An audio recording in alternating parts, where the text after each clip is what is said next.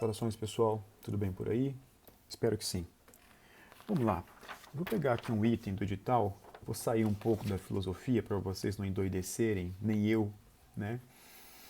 E vamos tratar um pouco agora de política, teoria geral da política. Um item aqui que vai se comunicar com o nosso próximo tópico, que é hoje nós iremos ver direito e poder, e aí logo a seguir nós vamos tratar de legitimidade, legalidade, que essa palavra se espalha por todo o edital.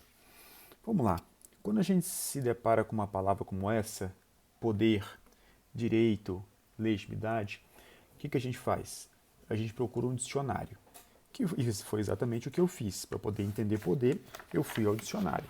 Dicionário do Pensamento de Ciências Sociais do século XXI, um clássico dicionário da política do professor Norberto Bobbio, Enciclopédia Luso-Brasileira de Filosofia e o Dicionário de Ciências Sociais, também clássico, da FGV, da Fundação Getúlio Vargas.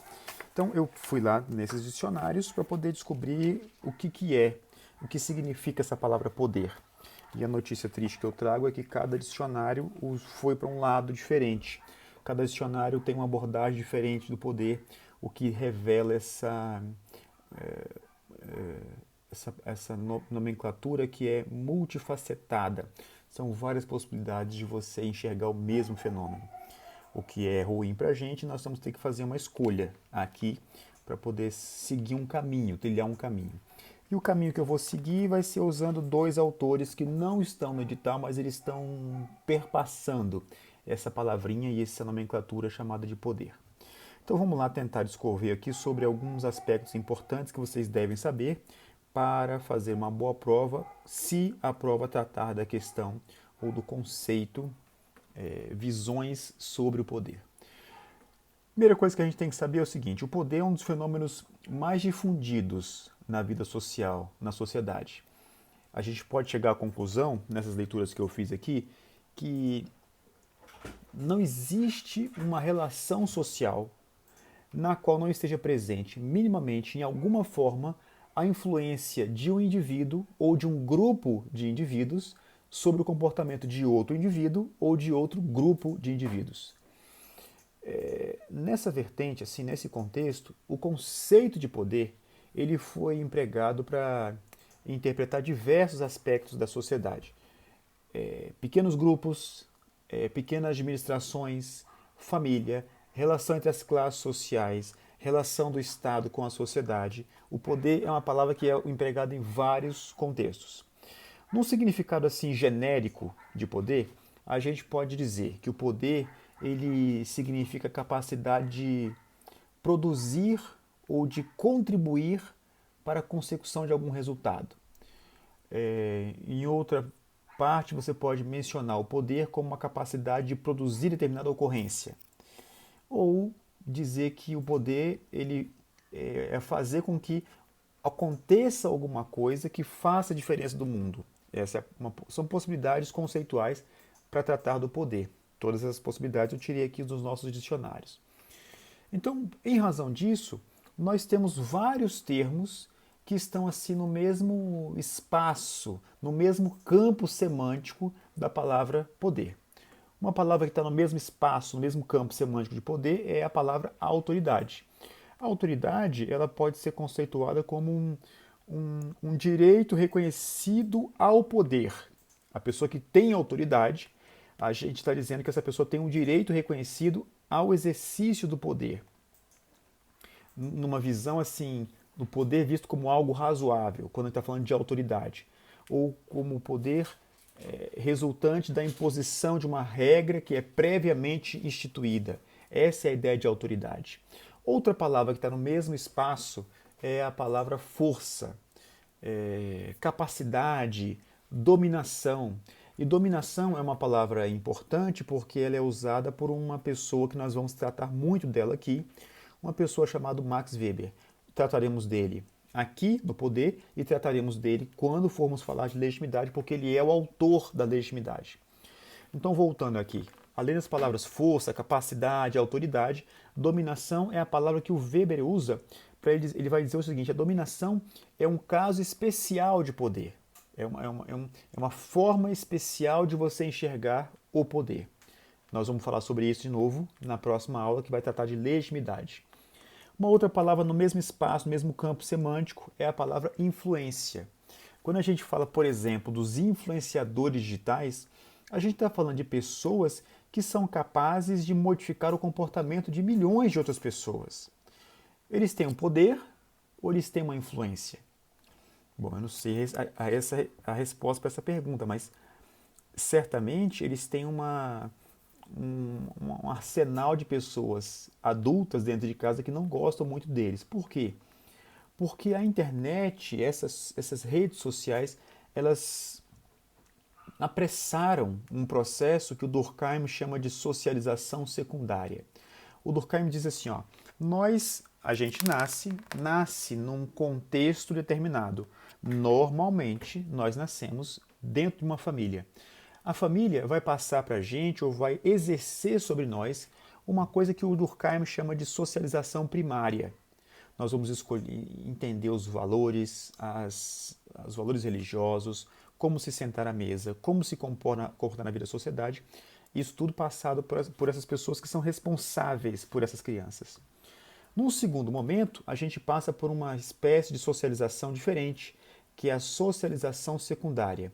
Nessa socialização secundária, a gente aprende valores que não são os valores de dentro de casa. Em larga medida, é quando acontece um choque entre o que nós sabemos, o que nós aprendemos como verdade e o que o mundo apresenta para a gente como verdade. E aí é a época da adolescência, em que esses jovens eles saem de casa e notam que o que eles aprenderam dentro de casa não é a única realidade. E aí começa a haver esse choque entre a socialização secundária e a socialização primária. Os influenciadores digitais, portanto, eles apressam o processo, porque as crianças, os adolescentes, eles não precisam sair de casa para ter acesso a essa nova visão de mundo. Tá? Então a influência também faz parte desse campo semântico de poder. E uma outra palavra que também faz parte do campo semântico de poder é a palavra direito. Alguns direitos, certos direitos, são chamados também de poder. O direito de criar leis via processo legislativo é um direito que pode ser exercido ou não. O mandado de injunção ele vai servir para quê?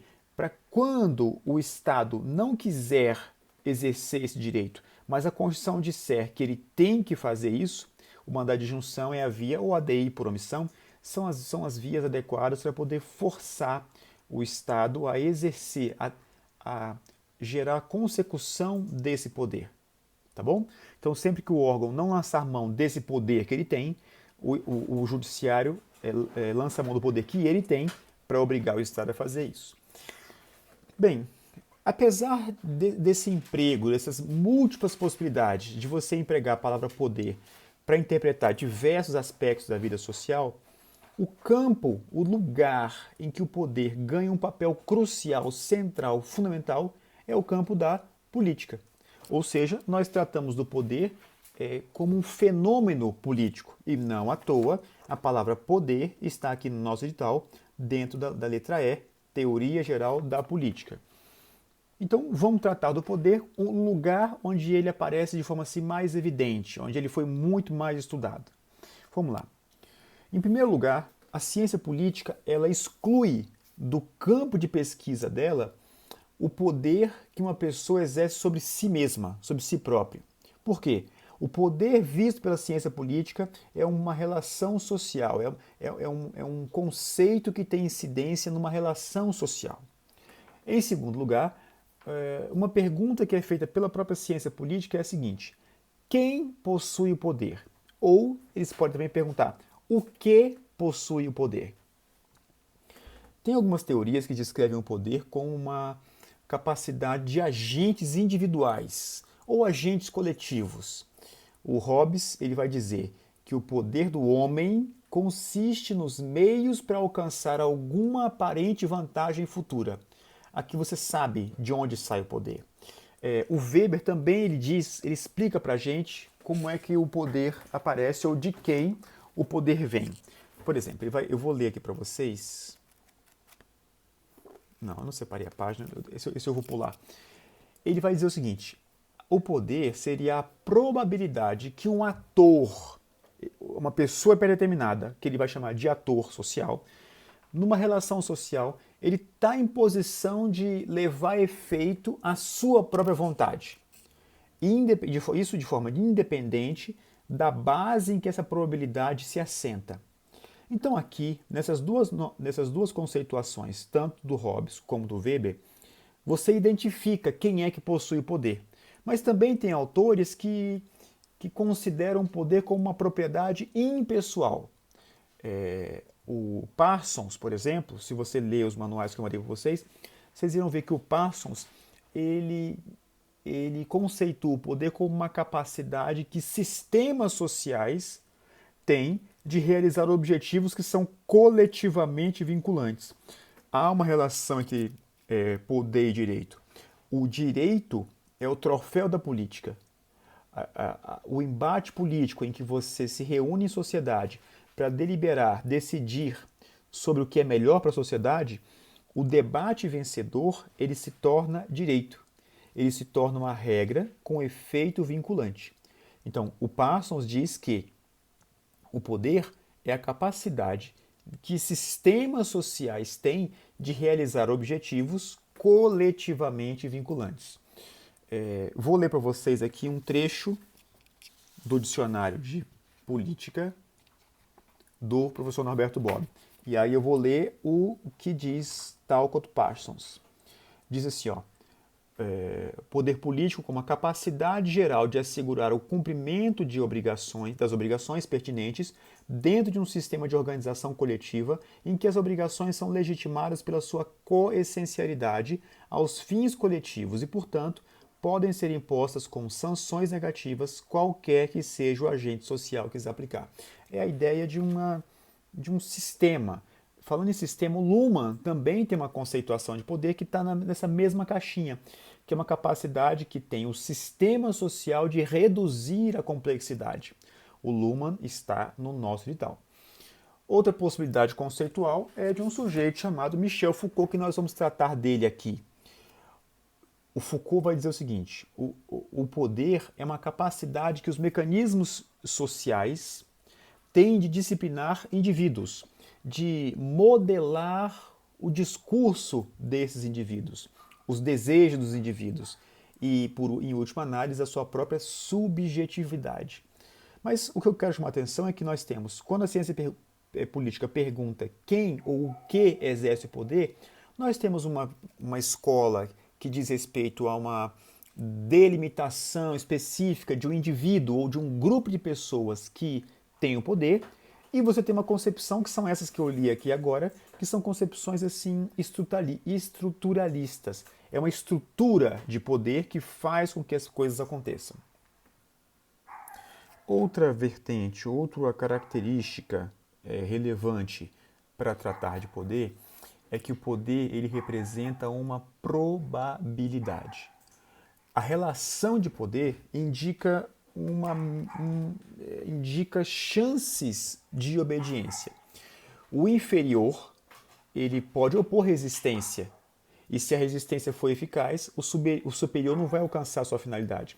E entenda a expressão que eu estou usando, inferior e superior, porque um dos autores que nós vamos mencionar, ele vai sempre descrever que o poder ele se representa de forma assimétrica.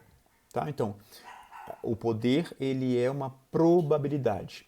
Assim, o exercício do poder é uma probabilidade de imposição de mandamentos. Nunca na história existiu um poder realmente absoluto, nunca.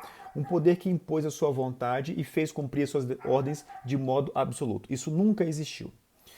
Outro elemento importante, além da probabilidade, outro elemento importante do poder diz respeito à intenção. Uma questão que a ciência política trata ou propõe em relação ao poder diz respeito à ideia de intenção. A questão é a seguinte: uma pessoa A somente exerce o poder sobre B quando provoca intencionalmente o comportamento de B? Essa é a pergunta que a ciência política se faz.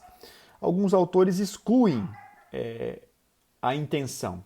Eles vão dizer o seguinte: o poder ele ocorre sempre que um dado comportamento provoca um outro comportamento, mesmo de maneira não intencional. Para o direito, esse poder ou a intenção é algo fundamental, sobretudo para classificar um crime. E agora, com a nova lei de improbidade administrativa, a intenção passa a ser também fundamental. Mas vamos voltar aqui para a ciência política. Vou dar um exemplo para vocês. O pai manda o filho fazer alguma coisa. Aí o filho fica rebelde e foge de casa. A grande pergunta é: o comportamento do pai provocou o comportamento do filho? Sim. Mas isso, para vocês, representa exercício do poder? Na verdade, isso é uma tentativa frustrada de exercer o poder. Então, uma conclusão que a gente pode criar aqui, só nossa, que é a seguinte: o requisito da intenção é amplamente aceito nos escritos de politologia, de sociologia do poder. Então, o poder está atrelado à ideia de intenção. Dentre as características do poder, dizem que o poder tem diversas formas de manifestação. Uma palavra que você pode notar aí no seu caderno para usar na prova, para tirar uma onda danada, é dizer que o poder ele é plurifacetário. O poder ele se mostra como força, por exemplo. O poder ele vai se impor e vai vencer a resistência, mesmo de quem não quer se submeter àquilo ali. Agora sim, deixa eu pegar aqui o livro do Weber para mostrar para vocês como é que ele conceitua a política. O Weber, nós vamos começar a falar sobre ele, e eu só queria dar a real importância desse autor. O Weber, ele é um autor importante para a sociologia, ele é um autor importante para a política, ele é um autor importante para a administração, é um autor importante para o direito. O Weber é um cara que ele sim é plurifacetário. E eu vou mostrar para vocês aqui um conceito de Estado, que é o conceito que nós usamos hoje, e é um conceito criado por ninguém mais, ninguém menos do que Max Weber. Ele vai dizer o seguinte: hoje, porém, temos de dizer que o Estado é uma comunidade humana que pretende, com êxito, o monopólio do uso legítimo da força física dentro de um determinado território. Esse é o conceito de Estado. E o conceito de Estado está atrelado à ideia de coação, de força. Se necessário, a violência. Tá? Em último caso, obviamente. Outra palavra que também que revela uma face do poder é a ideia de coação. O poder ele pode ser exercido por meio de uma ameaça de privação ou ameaça de violência. A multa no contrato, por exemplo, é um exemplo. Por exemplo, é um retrato do poder que o credor tem de influenciar o comportamento do devedor. Então, o credor fala o seguinte: paga até esse dia 5. Se você pagar no dia 6, você vai ter uma multa, um acréscimo sobre esse valor. Eu estou falando aqui, lembrei de um caso interessante, porque na sociologia diz assim, abordagem sociológica do direito, no item 2 de sociologia do direito. O desconto pontualidade, eu só abri um parênteses no poder, estou falando só um pouquinho aqui de sociologia porque eu lembrei disso. O desconto pontualidade, ele foi criado no Brasil porque nós criamos uma lei dizendo assim, não pode ter mais multa acima de 2%. Então, como é que os credores resolveram isso? Eles disseram o seguinte: então tá bom, vou cobrar multa de 2%, mas eu vou criar o desconto pontualidade.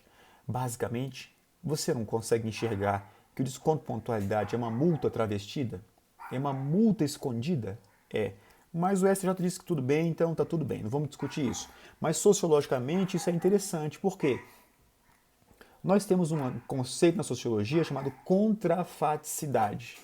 O que é contrafaticidade? São os fatos sempre brigando contra o direito. O direito cria uma norma e as pessoas criam estratégias para tentar manter aquele comportamento que passou a ser proibido ou que passou a ser punido. Tá? Então a multa no contrato é uma espécie de coação, assim como é o desconto pontualidade, que sociologicamente representa essa ideia de contrafaticidade. Outra face do poder é a face da influência. Influência é uma espécie de poder pacífico. A influência, ela vai se valer da persuasão. E aí eu vou ler para você aqui um trecho no dicionário do pensamento social do século XX, um trecho de uma autora chamada Hannah Arendt. Ela vai dizer para a gente o seguinte: Hannah Arendt vê nas relações de poder como essencialmente cooperativas. Então entenda, o poder, você vai lembrar a história da violência, da coercibilidade, mas a Hannah Arendt enxerga o poder de forma cooperativa, definindo o poder como, abre aspas para Hannah Arendt, a capacidade humana de atuar em harmonia, fecha aspas, em contraste com a violência e a força e com, abre aspas, a relação comando-obediência, fecha aspas. O poder nessa concepção, abre aspas, pertence a um grupo e continua existindo somente enquanto o grupo se mantiver coeso.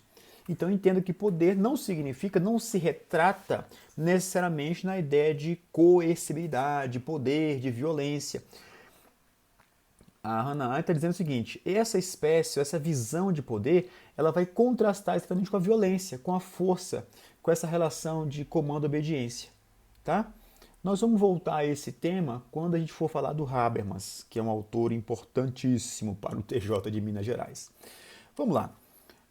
Um dos elementos muito importantes e sempre mencionados pelos politicólogos é a ideia de assimetria. Por isso eu falei inferior e superior. O poder, ele pode sim criar uma relação de desigualdade. Alguém vai colocar a sua vontade, esse alguém é o superior, e outra pessoa vai se submeter à vontade dessa outra pessoa, que é o inferior. As vantagens que o superior obtém são maiores que as que são obtidas pelo inferior. Vou ler para vocês aqui um trecho de um autor chamado Boaventura de Souza Santos. O livro chama Crítica da Razão Indolente. E ele vai retratar exatamente disso. Ele vai dizer assim, ó, bem sucintamente: o que é então o poder? A um nível muito geral, o poder é qualquer relação social regulada por uma troca desigual. É a ideia da assimetria do poder, e o professor Boaventura menciona exatamente essa ideia da assimetria do poder. Vamos agora, a partir dessa lógica da assimetria do poder, responder uma questão do Tribunal de Justiça do Ceará de 2018, que é o slide número 3, que são poucos slides hoje. A pergunta que ele faz, nós vamos responder o item 2, tá? Discorra sobre a tipologia moderna das formas de poder estruturada por Norberto Bobbio, abordando os 3 tipos de poder segundo esse autor. Então, é uma pergunta não muito digna assim, de ser cobrada, porque no edital não tinha a palavra Bobbio, não tinha sequer a palavra poder. Era a resolução 35 clássica, né? Acho que é direito e política e direito, alguma coisa assim, nem aparecia a palavra poder. E aí você colocar a palavra poder e mais exigir o conceito de poder em um determinado autor, eu acho que não é legal. Mas quem somos nós para reclamar? A gente tem que estudar bastante para poder passar sem ter que reclamar. Vamos lá. No slide 4 eu vou apresentar para vocês aqui os 3 grandes tipos de poder no âmbito desse conceito latíssimo de poder. Esses tipos de poder em Norberto Bobbio são o poder econômico, o poder ideológico e o poder político. Todas as 3 formas de poder estão aqui, está aqui no slide. Todas as 3 formas de poder instituem e mantêm uma sociedade de desiguais. A ideia de assimetria.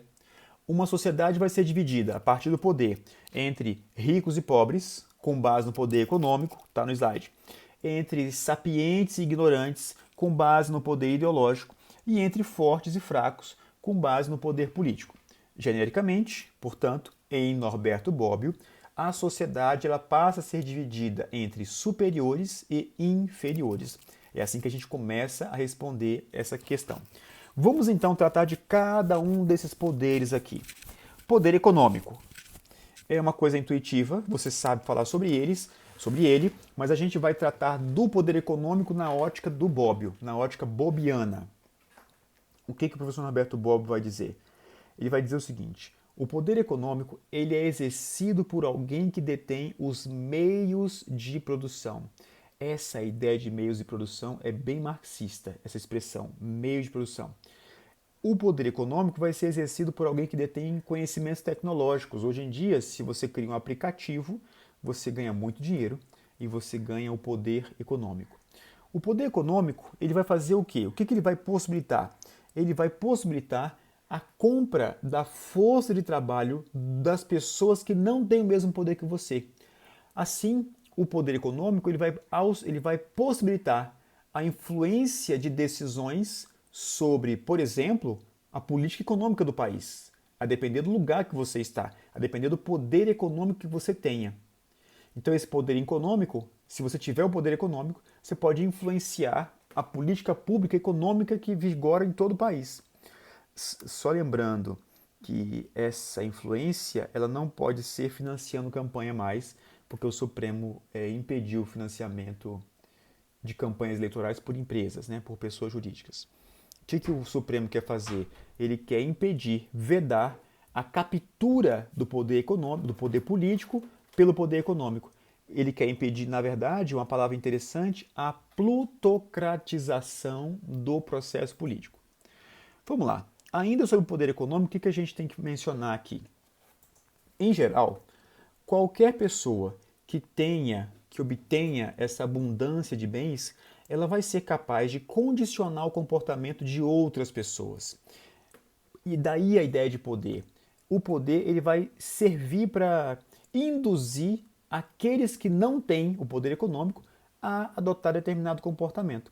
Mas esse poder econômico, ou seja, o poder de induzir a adoção de determinado comportamento em outras pessoas, é tanto maior quando alguém se vale, tá aqui, ó, quando alguém se vale da posse de bens necessários em uma situação de escassez. Ou seja, o poder econômico ele é usado contra quem? Contra as pessoas que se encontram numa situação de penúria, diz o professor Norberto Bobbio. Se você está pensando no Brasil atualmente, onde as pessoas passam fome, você está pensando que o poder econômico nessas circunstâncias tem uma eficácia muito maior do que numa situação em que as pessoas não têm tanta escassez. A ideia fundamental, portanto, do poder econômico é a seguinte: em qualquer sociedade onde haja proprietários de um lado e não proprietários de outro, os proprietários eles vão controlar com exclusividade um bem que os não proprietários necessitam para trabalhar. Como os proprietários eles têm o poder, eles podem impor condições, eles podem induzir os não proprietários a ter uma certa conduta, por exemplo, realizar um determinado trabalho. E, de novo, quanto maior a escassez, menos o proprietário pode pagar para esse trabalhador. Em situações limites, ele pode simplesmente fornecer comida e não pagar salário nenhum. A gente sabe que no Brasil tem trabalho escravo até hoje. Então a fonte, e essa expressão é importante você gravar, a fonte do poder econômico é a posse dos meios de produção. Os não proprietários, eles vendem o que eles têm. E o que eles têm? A força de trabalho em troca do quê? De um salário. Então, o meio do poder econômico é a acumulação de bens materiais, bens esses dos quais necessita para sobreviver em sociedade. Esse é o poder econômico. O segundo poder, o segundo tipo de poder, nessa tipologia, é o poder ideológico. Assim como o poder econômico, o poder ideológico ele implica uma influência nas atitudes de outras pessoas. Existe uma indução no comportamento do grupo para que o grupo atue de determinada forma em vez de outra. O poder ideológico ele vai se basear na posse, não de um poder econômico aqui, mas na posse de certas formas de saber. Esses saberes são inacessíveis para a maioria. Por exemplo, doutrina, informações, códigos de conduta. Como é que esse poder ele é exercido? O poder ideológico ele vai ser exercido sobre mentes por intermédio da produção, por intermédio da transmissão de ideias, de símbolos, de visões de mundo, de ensinamentos práticos. De qualquer forma, o poder ideológico ele vai ser exercido? Não. Ele deve ser, e aqui está no slide, ó. Deixa eu só aumentar que eu sou cego, né? Ele tem que ser emitido em determinada circunstância, não pode ser em qualquer lugar, não pode ser o tio usando o Zap, não pode ser por mensagem eletrônica, tá? Tem que ser formulado de determinado modo, ela tem que ser emitido em determinada circunstância. Quando uma pessoa fala dentro da academia, é diferente quando a pessoa fala no bar. Um professor pode falar a mesma coisa na sala de aula e uma mesma coisa no bar. A circunstância muda o poder ideológico. Além disso, o poder ideológico ele tem que ser exercido por uma pessoa investida de uma determinada autoridade.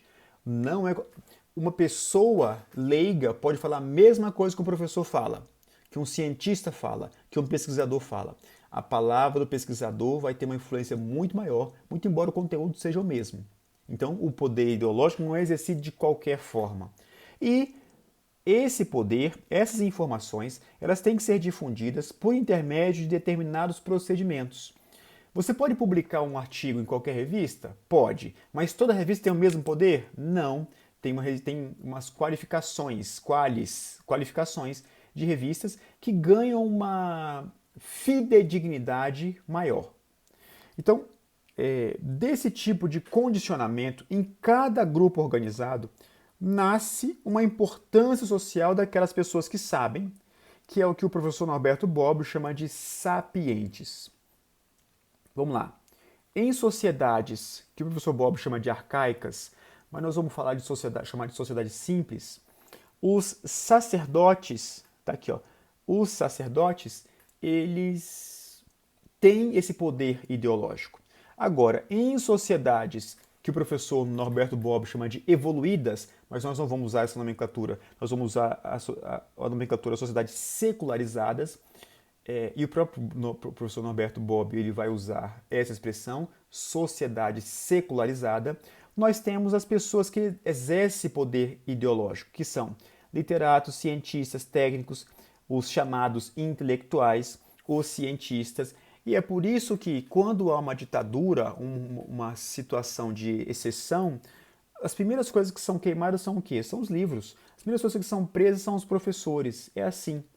Então, o que caracteriza os intelectuais no professor Norberto Bobbio é justamente o exercício do que o professor Bobbio chama de poder ideológico. É por meio dessas pessoas que a gente cumpre um processo de socialização. Por quê? O conhecimento que eles espelham, espelho não é uma boa palavra, o conhecimento que eles difundem, os valores que eles pregam, é isso que fundamenta um pouco a nossa sociabilidade. É isso que vai induzir a coesão social, a integração do grupo. É isso que faz com que a comunidade sobreviva. Nós vivemos ao redor de um totem, na verdade, já diria Freud, né? Totem e tabu. O poder ideológico ele é exercido por as pessoas que cumprem esse papel de socialização. Qual é o meio, essa é uma expressão importante também você guardar, qual é o meio utilizado pelo poder ideológico? Vamos lá.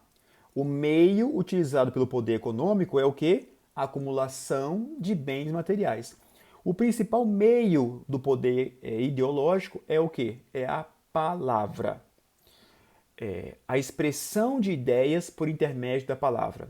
E o professor Norberto Bobbio, pouco antes de falecer, ele atualizou essa ideia dele e ele diz o seguinte: a imagem também tem um poder ideológico interessante. E de fato, gente, hoje, em épocas de redes sociais, de televisão, de mídia televisionada, a imagem tem um poder ideológico também fantástico. Por fim, para a gente terminar o Bobbio, vamos falar aqui no último tópico do slide, que é o chamado poder político. Poder político no professor Norberto Bobbio. Em que consiste esse poder político para o professor Norberto Bobbio, como está escrito aqui no slide? O poder político ele é o poder legal dos órgãos estatais.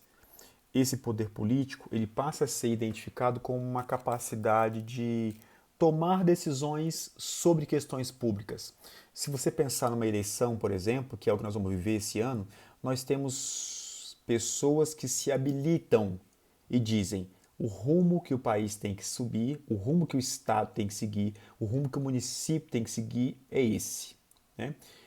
E aí você vota nele ou você vota no outro e essas pessoas elas vão tomar decisões sobre questões públicas. Então, essa é a ideia do poder político, é o poder de comandar a força pública. O poder político, ele também se confunde um pouco, e aí é uma fala minha e não é do professor Bobbio, para a gente ser fidedigno sempre ao autor. O poder político ele também se confunde com uma influência política sobre decisões de quem tem autoridade política.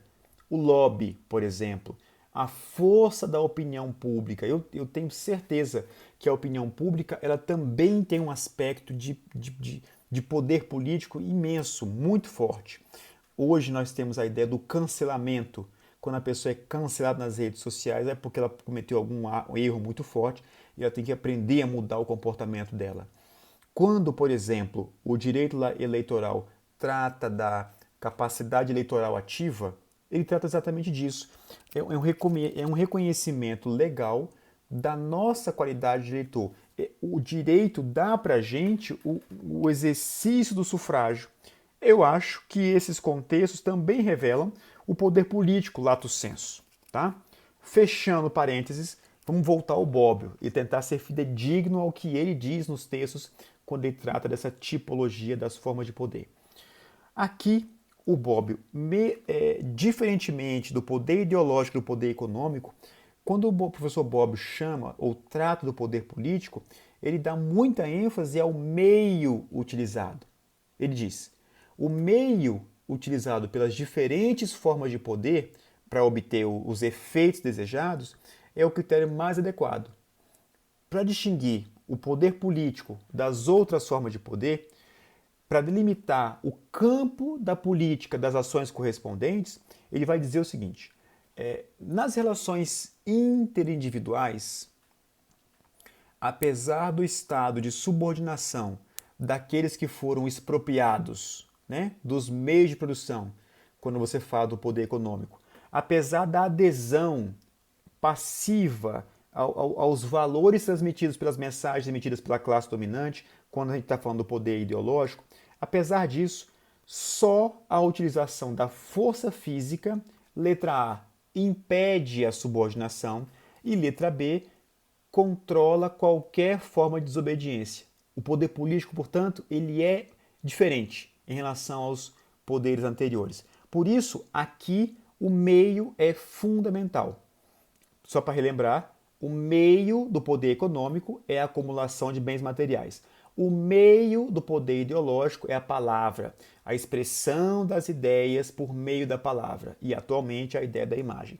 Assim, o poder político ele vai se fundar sobre a posse dos instrumentos através dos quais se exerce a força física, as armas. Por isso que quando eu viajei, falei assim, olha, o lobby, a opinião pública, o direito ao voto, não. O poder político em Norberto Bobbio é o poder que autoriza o emprego da força. Em último caso, que o Putin resolveu colocar em primeiro caso, a guerra. Então, o uso da força e o poder coativo são os instrumentos decisivos de que um grupo dispõe para impor a sua vontade em relação a outro grupo ou a outro indivíduo.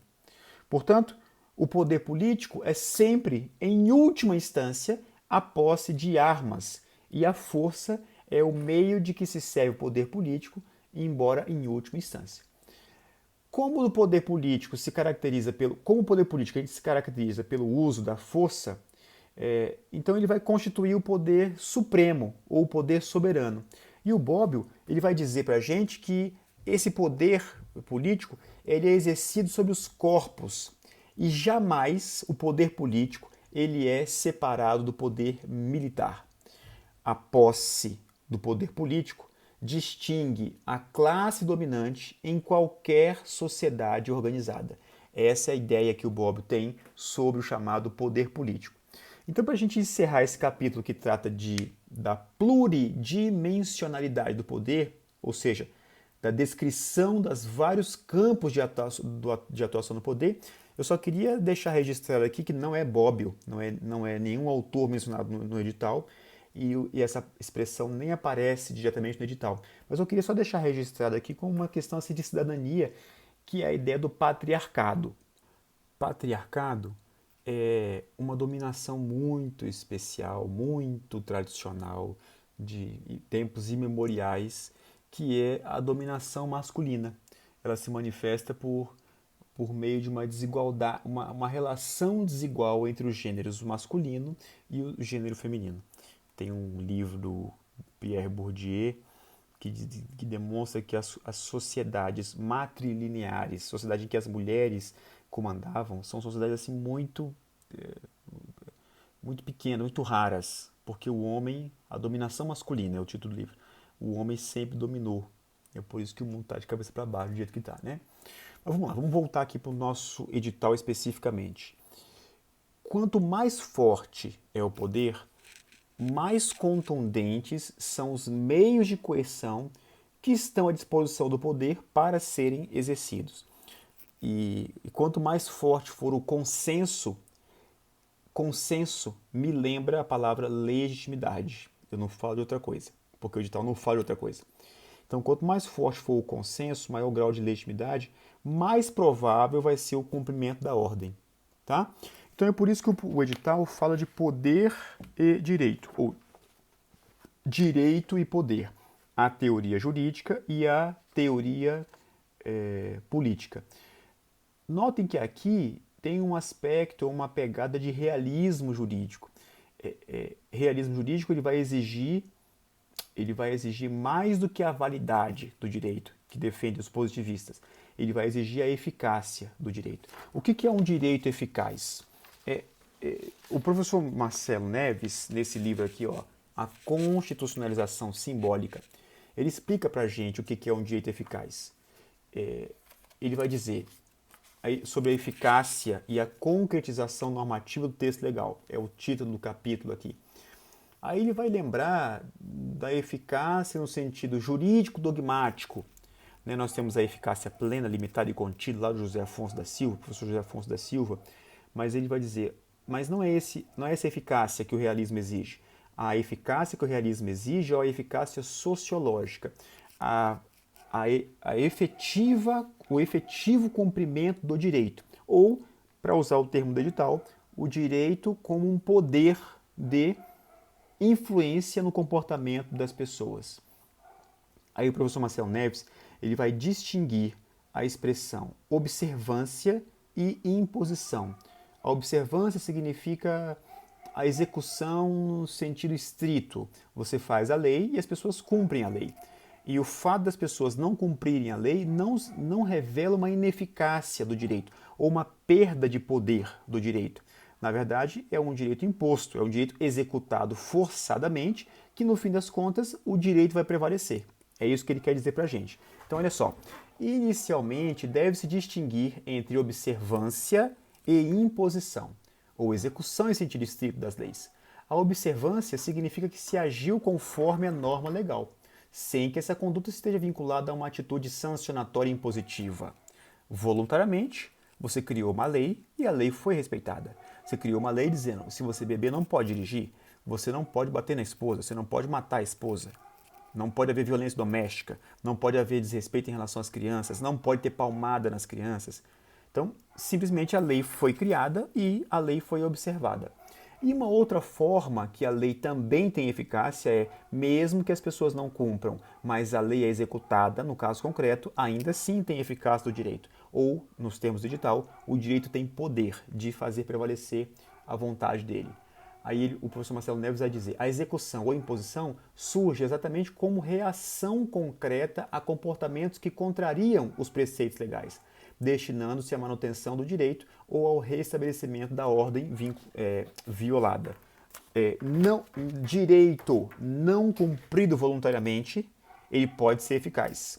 Quando o juiz substitui a vontade da parte. Lembra? Lá na Teoria Geral do Processo, aquele livro da Ada Pellegrini, ela diz uma das características da atividade jurisdicional é a substitutividade. O devedor ele não quer pagar. O que o juiz faz? Substitui a vontade dele. Não precisa querer, não. Eu pego o dinheiro na sua conta e dou o dinheiro para o credor. Dou o dinheiro para quem de fato deveria estar. Tá bom? Pronto. Essa é a ideia de eficácia e a ideia do direito como um poder.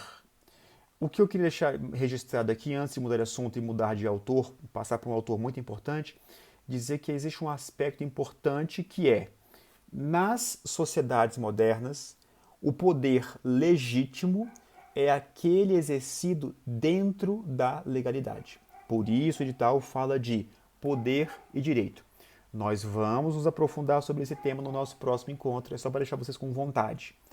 Mas o poder legítimo é aquele que detém os meios de coerção e que exerce esse comando em conformidade com o direito. E esse direito tem que ser um direito legítimo. O Estado, nessa circunstância, ele passa a ser respeitado, ou as ordens do Estado passam a ser observadas, não só pela força, aquela espada em cima da cabeça da gente, mas também por um consenso. E para a gente encerrar, sobre o poder do Estado. O Estado, ele vai criar, ele vai aplicar um sistema de normas jurídicas, também conhecido como direito. O Estado, ele também vai concentrar o poder legítimo. E aí, o Estado ele não vai só regular o próprio poder, mas ele vai regular também o espaço de atuação de outros poderes sociais também. E aqui eu já quero mostrar a capa do livro, que vai ter, de um sujeito que vai mostrar para a gente como é que funciona esse poder social, que é um poder que anda ao lado, ele é paralelo, ele não é um poder puramente estatal. Então o Estado ele vai regulamentar não só o próprio poder, mas ele vai também disciplinar o espaço de atuação de outros poderes sociais. Quer ver? Existe um poder disciplinado pelo Código Civil, chamado poder familiar. As perguntas que a gente faz juridicamente são: até que idade alguém se sujeita a esse poder? Quem são os titulares desse poder? Um filho não reconhecido pelo pai fica sob o poder familiar de quem? Quando é que o poder familiar se suspende? Quando é que ele se extingue? Qual é a disciplina desse poder familiar? É possível castigo físico, humilhação, ridicularização da pessoa que está submetida a esse poder familiar? O que eu quero dizer para vocês é o seguinte: em primeiro lugar, dá uma olhadinha, né, nesse conceito, vai lá no Código Civil e dá uma relembrada no poder familiar. Mas o que eu quero dizer para vocês aqui, a informação humanística além do direito de legitimar o poder do Estado, o Estado, por meio do direito, regula também o espaço de atuação de outros poderes sociais também. Entenderam? Essas são as ideias que eu acho mais importantes para tratar com vocês sobre essa relação que existe entre direito e poder. Vamos agora tratar desse autor que eu já dei o spoiler aqui, que é um sujeito chamado Michel Foucault. Não está expressamente no edital, mas ele trata do poder de uma forma muito especial e a gente tem que parar um pouquinho e tratar dessa relação direito e poder em Michel Foucault. Vamos lá, eu sei que vocês conhecem o Foucault, eu sei que vocês apresentaram lá um seminário de direito penal, que apresentaram o livro Vigiar e Punir, todo mundo leu o próprio capítulo, né? Ou dividiu o capítulo em 1000 pedaços para cada um apresentar uma frase lá no seminário. Mas eu primeiro queria mostrar para vocês e fazer uma revelação aqui que não é tão óbvia. O subtítulo do livro é História da Violência nas Prisões. A primeira coisa que você vai fazer esquece isso. A pessoa que escreveu esse subtítulo, ela provavelmente não leu o livro, ou se leu o livro com todo respeito, né, com toda... a pessoa não entendeu o que o professor Michel Foucault estava querendo dizer aqui. O que o Foucault quer trazer para a gente aqui nesse livro chamado Vigiar e Punir? O livro não trata da história das prisões. O Foucault ele vai descrever uma transição muito nítida, uma transição de uma sociedade feudal pré-capitalista para uma sociedade industrial e capitalista. Então, de um lado, letra A, o Foucault vai descrever a transição da sociedade da soberania para um outro lado, que é a sociedade disciplinar. É disso que o livro trata, Vigiar e Punir. Vou ler para vocês aqui. Esse livro aqui, Microfísica do Poder, é um livro em que ele debate as ideias do Vigiar e Punir e outras ideias que ele tem. Tá? Ele vai mencionar aqui, ó, por exemplo, fala-se desse poder de duas maneiras, ou para mostrar sob que couraça jurídica se exercia o poder real, como o monarca encarnava de fato o corpo vivo da soberania como seu poder, por mais absoluto que fosse, era exatamente adequado ao seu direito fundamental. Ele está dizendo o seguinte: como se dá a relação entre direito e poder? É como está no nosso edital. Então, o poder ele é enxergado de duas formas. Aí ele vai dizer, na primeira forma, o poder, o direito, ele vai legitimar esse poder. E aí, ou ao contrário, para mostrar como era necessário limitar o poder do soberano, a que regras de direito ele deveria submeter-se e os limites dentro dos quais ele deveria exercer o poder para que este conservasse a sua legitimidade. Essa palavra está perseguindo a gente. A teoria do direito da Idade Média em diante tem essencialmente o papel de fixar a legitimidade do poder, isto é, o problema maior em torno do qual se organiza toda a teoria do direito é o da soberania. Ele está descrevendo a ideia das sociedades soberanas da Idade Média. Aí ele vai dizer, nós abandonamos essa lógica, esse paradigma, e agora nós temos que falar de um outro tipo de sociedade, chamado de sociedades disciplinares. Tá? Então ele vai descrever o desenvolvimento de técnicas, de tecnologias que são voltadas para o controle de indivíduos agrupados. Eu já estou ficando meio doido, mas eu tenho a impressão que eu já falei aqui do Hobsbawm, do livro A Era das Revoluções. E a gente descreveu uma sociedade absolutamente desordeira, né? Uma sociedade absolutamente incapaz de se organizar enquanto sociedade em razão das revoluções industriais, da Revolução Industrial, que tornou as pessoas imprestáveis no campo e todas elas mudaram para a cidade. E as cidades não estavam preparadas para receber essas pessoas. Eu estou pensando nas pessoas que estão saindo ali da Crimeia e estão indo para a Europa. Milhões de pessoas estão migrando e cidades não estão preparadas para receber essa quantidade de gente. Então, dentro desse contexto, o que o Foucault vai descrever? Ele vai descrever como é que as pessoas passam a ser controladas. Como é que é possível controlar esse contingente imenso de gente desordenada? E aí ele vai dizer, essa espécie de controle é criada ou raciocinada em pequenos laboratórios. Ele vai explicar que laboratórios são esses. Primeira coisa, os tipos de controle, os mecanismos de controle, eles vão incidir em primeiro lugar, como sempre na história da humanidade, vai começar nas populações desviantes, na população alijada. Quem é essa população? Loucos, meliantes, desviantes, marginais, os doentes e basicamente os pobres em geral. Essas pessoas, elas são destinatárias de uma tecnologia de poder que vai, em primeiro lugar, ser usada contra elas e depois vai ser usada contra todo mundo. Logo, qual é o lugar, o locus adequado para esse laboratório de poder? Prisões, hospitais, asilos, reformatórios, em suma, esses espaços totalitários, né? Os lugares que são fisicamente fechados, que são chamados de lugares de encarceramento. Esses lugares, eles vão representar os primeiros métodos de controle da sociedade capitalista que está se formando lá no século XIX. É um processo progressivo de aperfeiçoamento dessas formas de controle social. É nesse contexto que o Foucault está confrontando a realidade de um poder político chamado de soberano com um poder político chamado de disciplinar na sociedade. Então essa transição, essa palavra, ela tem que aparecer na nossa resposta, tá?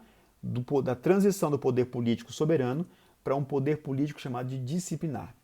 Como é que é exercido esse poder disciplinar em Foucault? Ele vai dizer o seguinte: O poder disciplinar, ele é exercido não a partir de um centro, a partir do corpo do rei, do soberano, não. O poder disciplinar, ele é exercido de uma forma assim difusa, fragmentada.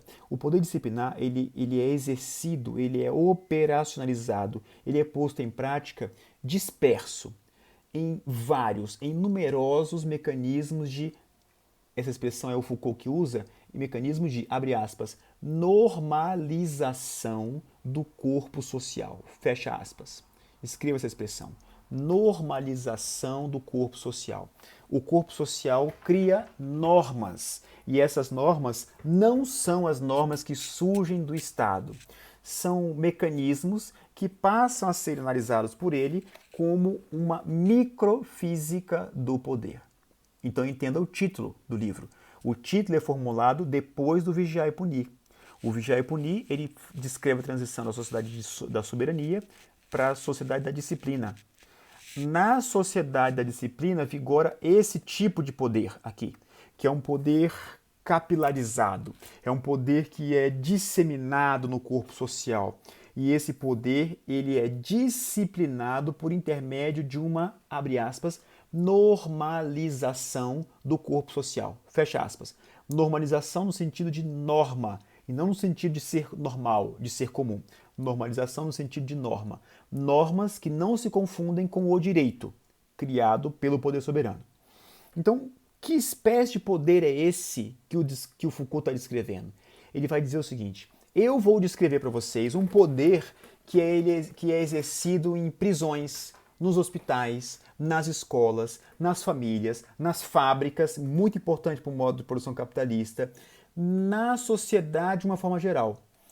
Esses poderes, eles se formam como um conglomerado de poderes. Esses poderes, eles vão moldar o comportamento humano por intervenções. É a intervenção da prisão? É a intervenção da multa, do tributo? Não.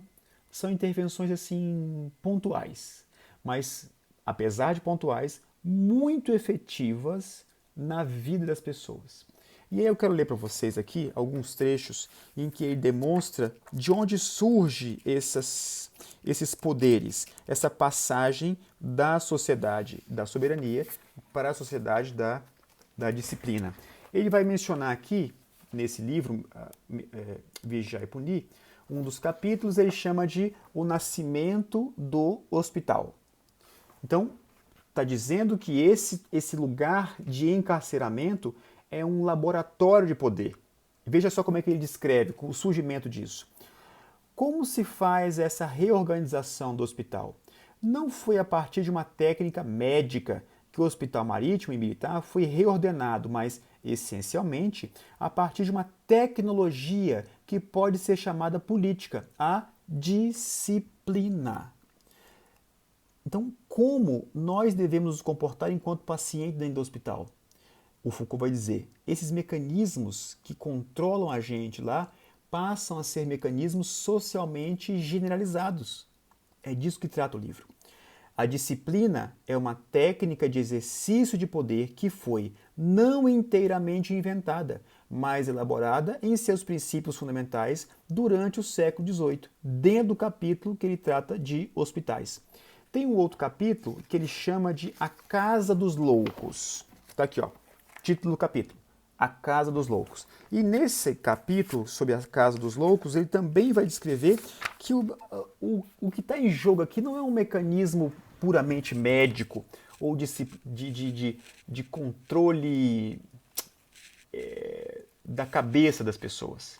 É uma coisa que vai além. Ele vai dizer o seguinte, olha, a prática de internamento, no começo do século XIX, coincidiu com o momento em que a loucura é percebida menos com uma relação de erro do que com relação à conduta regular e normal. Lembra que eu falei da normalização? É disso. Momento em que aparece não mais como julgamento perturbado, mas como desordem na maneira de agir, de querer, de sentir paixões, de tomar decisões e de ser livre. Então entenda que esses lugares eles passam a ser laboratórios de poder para saber como controlar as pessoas, como normalizar o comportamento das pessoas. De novo, essa normalização passa longe do direito. Daí a ideia de microfísica do poder. E é assim que a gente tem que enxergar o pensamento do professor Michel Foucault. Quando eu estava lendo aqui, eu lembrei de um conto que vocês encontram na internet, certamente vocês encontram, que é para descansar a cabeça trabalhando a cabeça. Então tem um conto do Machado de Assis, que chama O Alienista, escrito no século XIX. O Machado de Assis é um gênio, é um gênio. O único defeito dele, que os especialistas dizem, é que ele escreveu em português, uma língua que é obscura, mas ele é comparado a Shakespeare, para vocês entenderem o nível da coisa. E o Machado de Assis, nesse conto, ele demonstra essa espécie de controle social, de internamento de pessoas que têm um comportamento desviante, o cara vai lá e interna. Então, no fim de semana, para descansar a cabeça, mas sempre pensando no poder, leia o conto do Machado de Assis, chamado O Alienista. Se você já leu, dá uma relida, lembrado que tem tudo a ver com isso. Vamos lá. Quais são os pontos de convergência dessas diversas formas de poder, desses diversos laboratórios de poder? Tem uma coisa que é importante, que é um ponto de convergência, que é o seguinte: a sociedade tem que educar o indivíduo para se comportar de acordo com o modelo social. Por acaso, isso surge no mesmo momento em que, numa mesma forma, que é uma forma que é conveniente ao capitalismo. Nessa vertente, o Foucault ele é um autor marxista, porque ele revela que as normas vigentes são normas que servem ao poder do capital. Tá? É bem marxista. Essa parte do Foucault, não é todo, mas essa parte do Foucault é bem marxista. E eu vou ler um trecho aqui mais adiante que vai demonstrar isso. Nessa sociedade da disciplina, as pessoas elas aprendem que o trabalho é uma obrigação que enaltece o homem. O trabalho tem que ser feito de determinada forma, de uma forma colaborativa, cumprindo os horários, não pode atrasar. É o que o Foucault chama de tecnologia do poder. Por meio do exercício desse poder disciplinar, o indivíduo ele aprende a agir de determinada forma e ele adquire determinados hábitos. Só para reiterar, hábitos que são importantes para o sistema capitalista. Então, em razão desse espectro de técnicas disciplinares, os sujeitos são transformados, e aí presta atenção nessa expressão, transformados em, abre aspas, corpos dóceis, fecha aspas. Se aparecer a palavra Foucault na prova, é muito provável que a expressão corpos dóceis vai aparecer no espelho de resposta. Tá?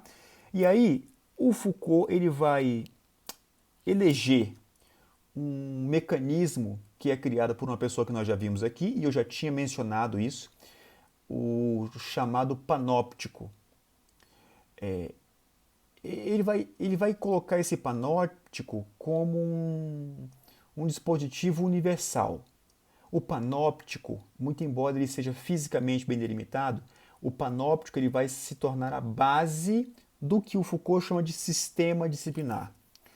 Só para lembrar, pelo que eu me lembro, eu acho que eu descrevi o panóptico para vocês, mas só para reagitar a memória aí.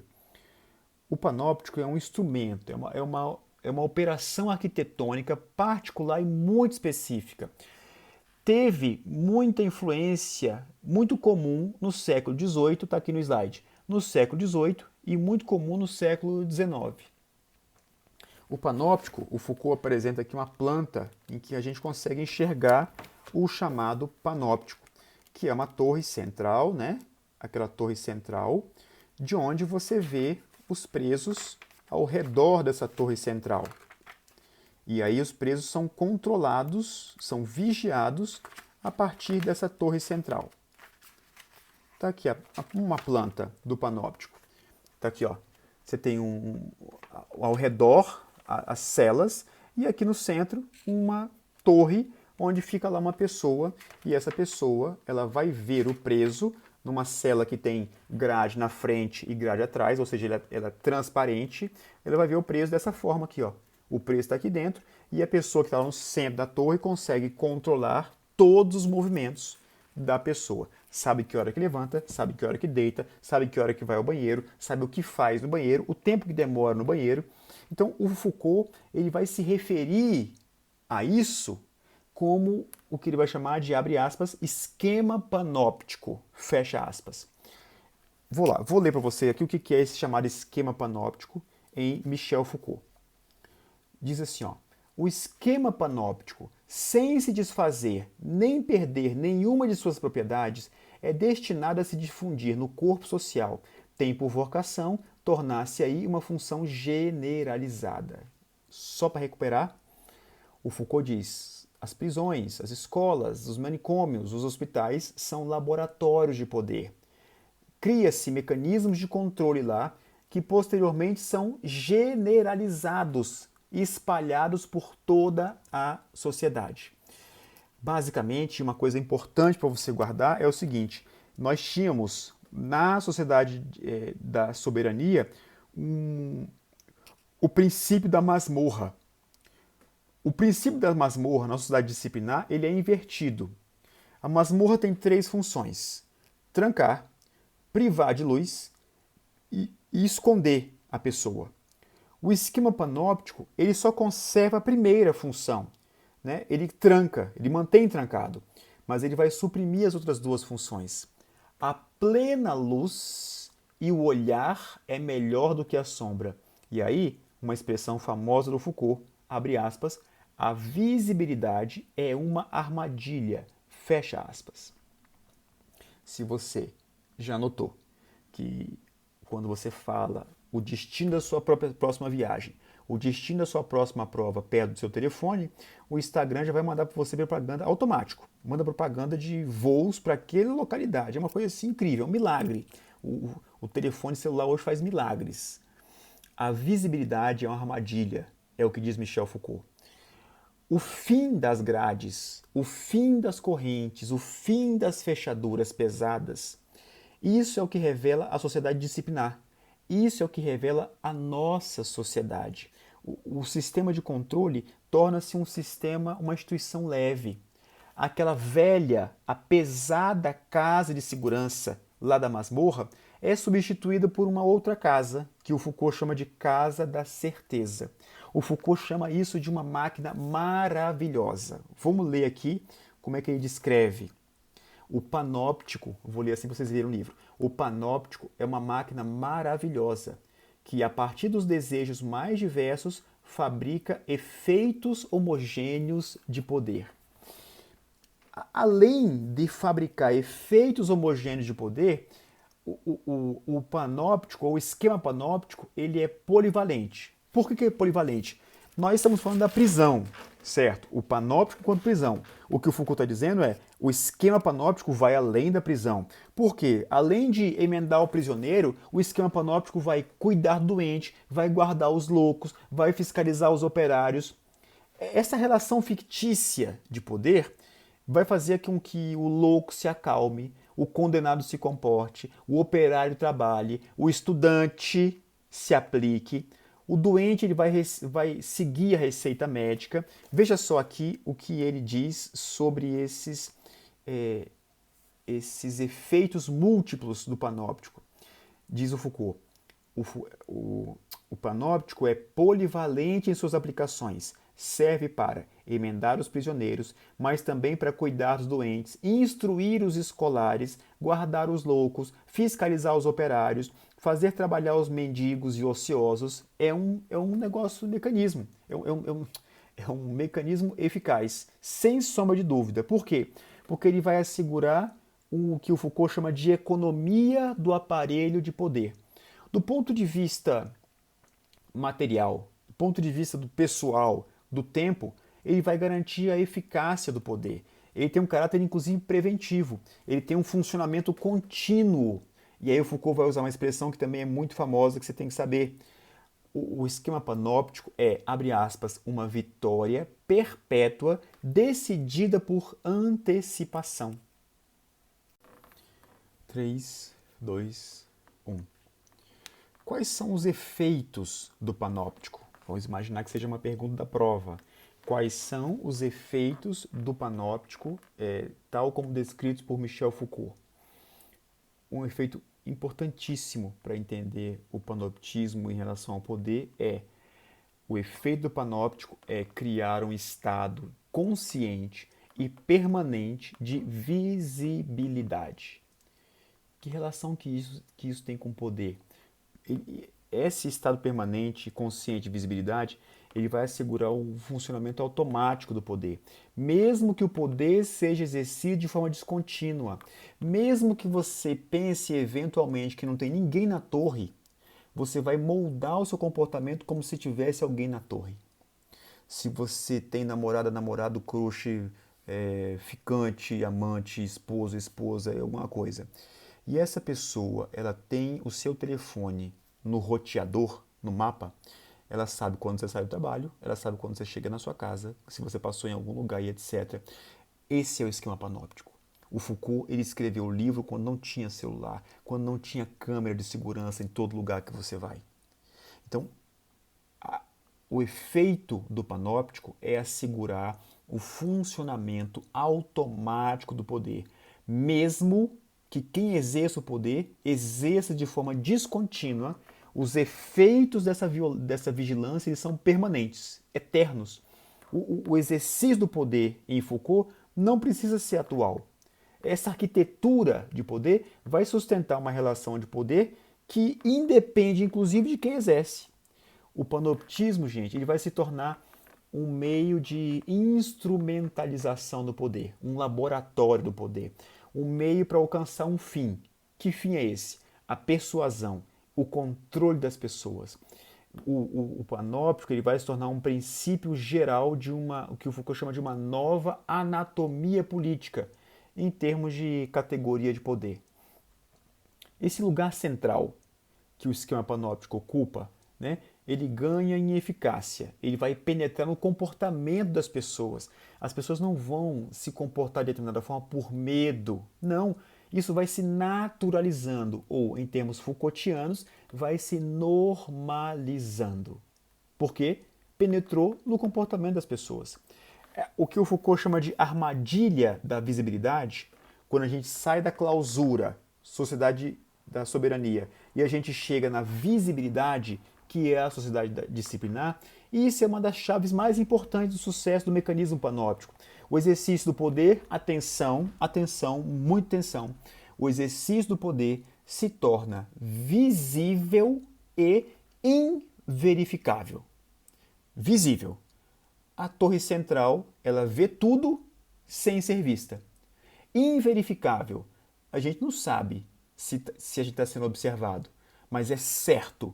A certeza de que nós possivelmente estejamos sendo observados molda o nosso comportamento. Veja só como ele descreve essas duas expressões. O poder se torna visível e inverificável. Tá aqui, ó.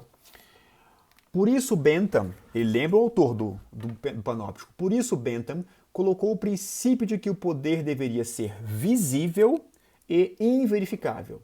Visível. Sem cessar, o detento terá diante dos olhos a alta silhueta da torre central de onde é espionado. Inverificável. O detento nunca deve saber se está sendo observado, mas deve ter certeza de que sempre poderá sê-lo. Então não existe poder mais eficiente do que o poder criado, raciocinado, a partir do paradigma do esquema panóptico. Por quê? Porque ele possui uma enorme penetração no comportamento das pessoas. Por que ele considera o esquema panóptico como um laboratório de poder? Porque ele reduz o número das pessoas que exercem o poder e ele vai multiplicar o número das pessoas sobre os quais o poder é exercido. É uma mágica. Por isso que ele chama de uma máquina maravilhosa.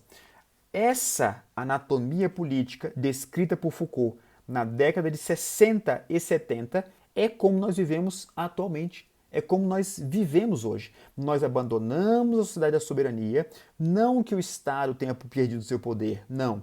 Mas nós temos que enxergar que existem outros poderes que vigem em determinada sociedade. O panoptismo ele se torna a base de funcionamento de uma sociedade que é toda ela atravessada, toda ela penetrada por mecanismos disciplinares. Conclusão, para a gente encerrar, que eu já sei que eu já falei demais aqui sobre direito e poder. O Foucault ele vai dizer que o nosso comportamento ele é muito mais influenciado por poderes disciplinares, essa normalização. Nosso comportamento é muito mais influenciado por poderes disciplinares do que pelo poder do direito, exercido pelo Estado, o poder central da soberania, por intermédio de proibições e sanções. Quer ver? Um professor, num debate na universidade, chega no Foucault e fala o seguinte: peraí, Foucault, mas você está negligenciando o papel do Estado. Você não está exagerando, não? Aí ele responde. Veja só, eu vou ler a pergunta de novo aqui para vocês. Você estuda, sobretudo, os micropoderes que se exercem ao nível do cotidiano. Aí a pergunta, a provocação. Você não negligencia o aparelho de Estado? Ao que Foucault responde. Michel Foucault. Realmente, os movimentos revolucionários marxistas ou influenciados pelo marxismo, a partir do final do século XIX, privilegiaram o aparelho de Estado como alvo da luta, a revolução do proletariado. Aí o Foucault pergunta, a que foi que isso levou? E olha só a genialidade e a chave da compreensão da microfísica do poder em Michel Foucault. Ele vai dizer, uma das primeiras coisas a compreender é que o poder não está localizado no aparelho de Estado e que nada mudará na sociedade se os mecanismos de poder que funcionam fora, abaixo, ao lado dos aparelhos de Estado, a um nível muito mais elementar, cotidiano, não forem modificados. O que o Foucault está dizendo é, vocês marxistas que quiseram aparelhar o Estado, fazer a revolução proletariada para ocupar o Estado e depois criar uma sociedade sem classe, sem luta de classe, vocês falharam. Por quê? Porque o que move a sociedade, o que molda o comportamento das pessoas não é o poder central do Estado, é o chamado poder disciplinar. Então é assim que esse livro, chamado Vigiar e Punir, deve ser lido. O livro, mais uma vez, não trata da história da violência nas prisões. Ele descreve a transição da sociedade da soberania para a sociedade das disciplinares. Das sociedades feudais pré-capitalistas para as sociedades industriais capitalistas e a necessidade que se criou de uma disciplina na sociedade. O panóptico, ele é o laboratório, ele é o retrato da sociedade disciplinar, que é a sociedade na qual nós vivemos hoje. Tá bom?